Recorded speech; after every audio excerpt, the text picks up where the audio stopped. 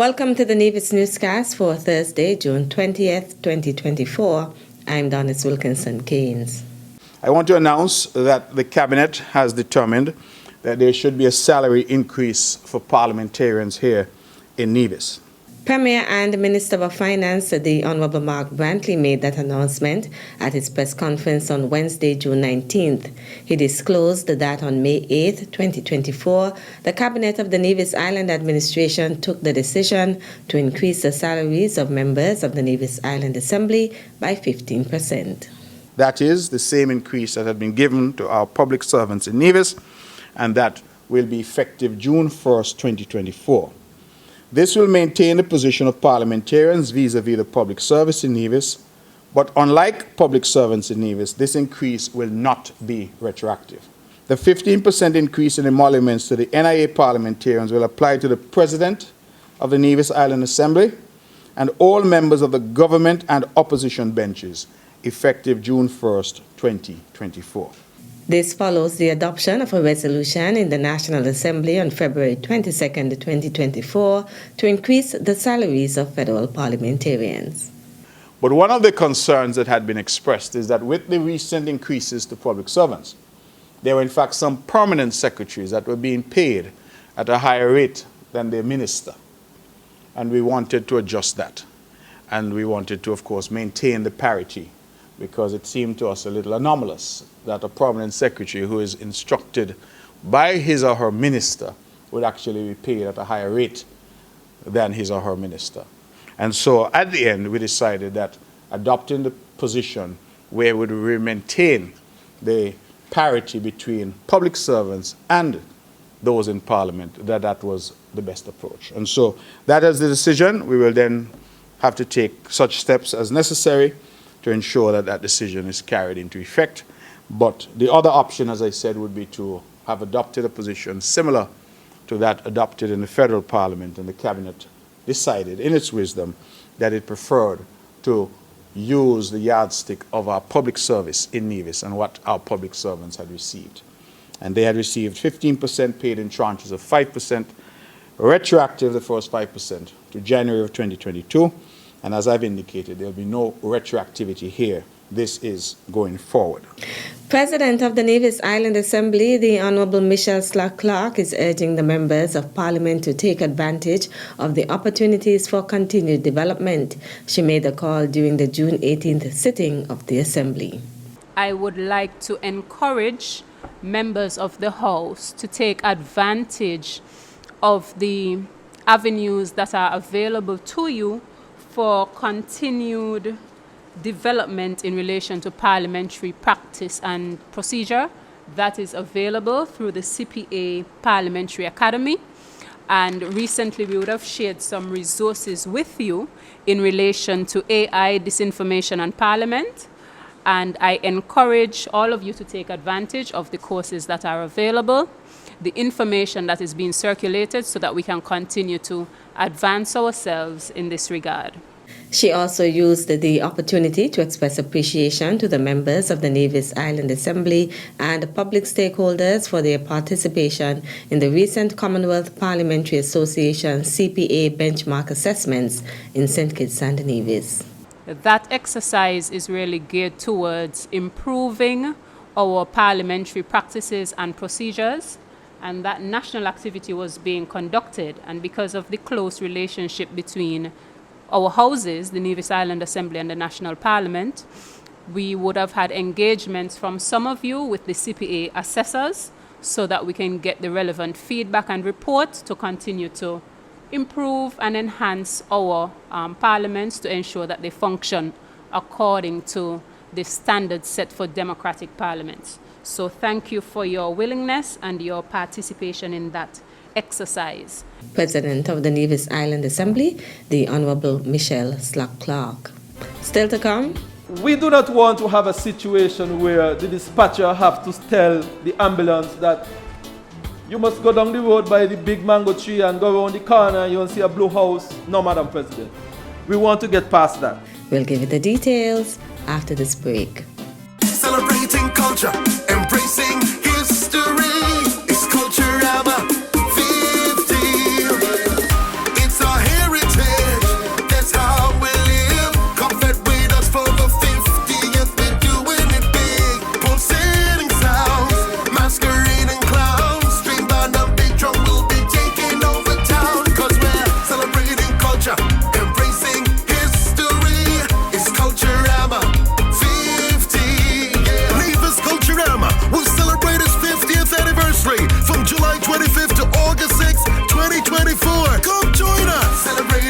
culture, embracing history.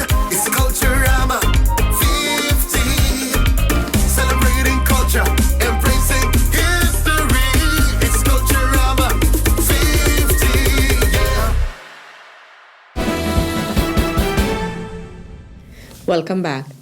The Cabinet of the Nevis Island Administration has approved the implementation of a road naming and street numbering policy on the island. Senior Minister in the Nevis Island Administration, the Honorable Spencer Brand, made the announcement during a sitting of the Nevis Island Assembly on Tuesday, June 18th.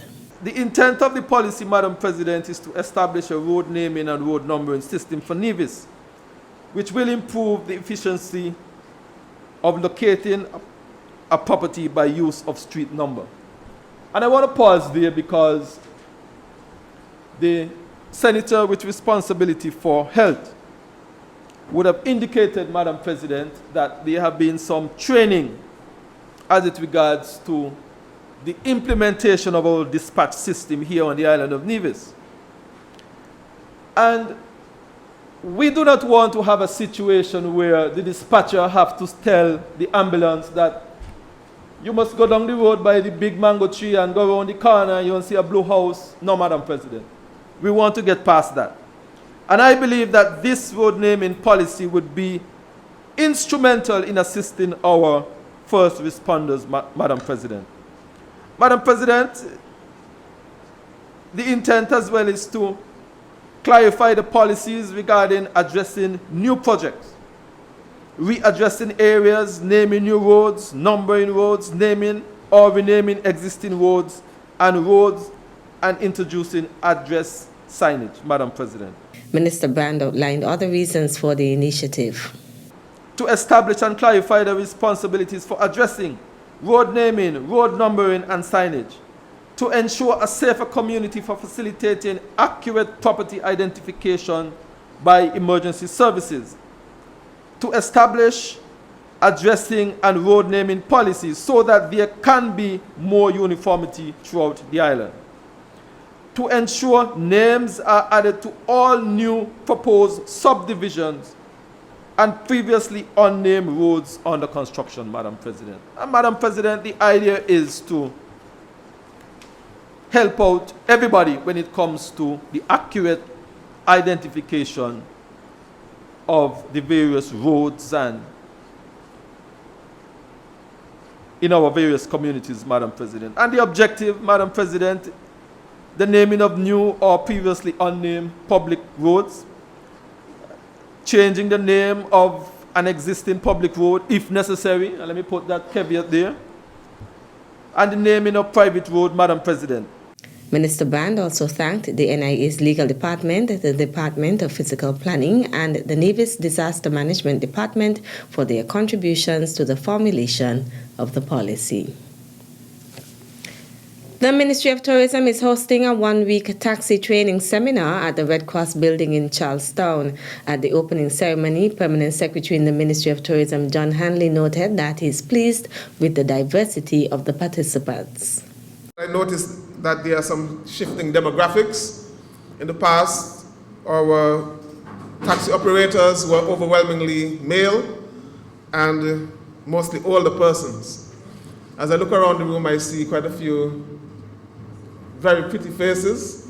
So I want to thank the young ladies for taking up the challenge and accepting the challenge of coming on board with this responsibility of taking care of our visitors.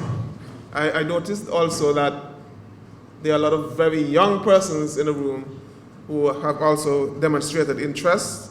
So when our demographics are shifting towards younger persons and is becoming more female, it speaks to our diversity in terms of this particular sector. And that bodes well because it speaks to continuity. He also encouraged the taxi operators to think outside the box. You can have food tours. Food tours, that's a new trend that is emerging, where you can take persons around. For example, maybe you can start at the public market, and then maybe you can go up to Cherry Tree Bar in Barnesgate, let them taste some of the local delicacies, take them somewhere else. And that is an entirely different experience. Or you may have an experience where the focus is on health and wellness. Take them to one of the local spas and then take them to the bath stream. Package certain things together so they have a theme and they have a particular experience that is very focused. But creativity is very important because remember, as tour operators, it is important to sell memorable experiences. The participants are being educated on a variety of topics, including conflict resolution, tourism and cultural heritage, tour guiding safety, emergency response procedures, and road safety. A total of 60 taxi operators are participating in the seminar, which began on Monday, June 17th, and will conclude on Friday, June 21st. That's it for this edition of the Nevis Newscast. On behalf of all of us here at the Department of Information, thank you for viewing. I'm Donis Wilkinson Keynes.